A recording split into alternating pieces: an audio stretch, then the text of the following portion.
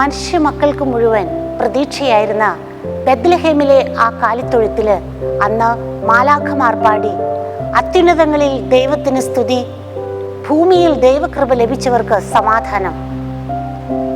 ബെത്ലഹേമിലെ അന്നത്തെ തിരക്കിനിടയില് ഉണ്ണീശോയ്ക്ക് പിറക്കുവാൻ ഒരു കൊച്ചു മുറി പോലും ലഭിച്ചില്ല എന്നു മാത്രമല്ല, കാലിത്തൊഴുത്തിൽ പിറക്കേണ്ടി വരുന്ന അവസ്ഥ. ഇന്ന് നീണ്ടു നിൽക്കുന്ന ഈ ക്രിസ്തുമസ് ആഘോഷങ്ങൾക്കിടയിൽ നമ്മുടെ വീട്ടില്, നമ്മുടെ ഹൃദയത്തില് ഉണ്ണീശോയ്ക്ക് പിറക്കുവാൻ ഇടമുണ്ടോ? വിശുദ്ധ ജെറോം തൻ്റെ ജീവചരിത്രത്തില് അദ്ദേഹത്തിനുണ്ടായ ഒരു ദർശനത്തെ പറ്റി വിവരിക്കുന്നുണ്ട്.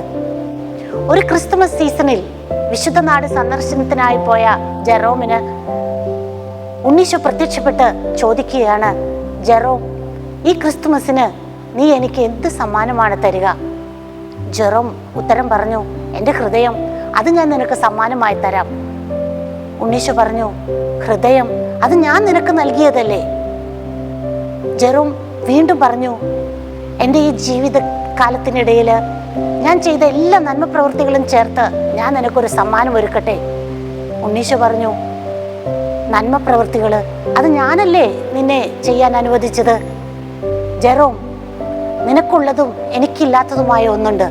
അത് നിന്റെ പാപവും പാപ വഴികളുമാണ്. അതെനിക്ക് സമ്മാനമായി നൽകുക.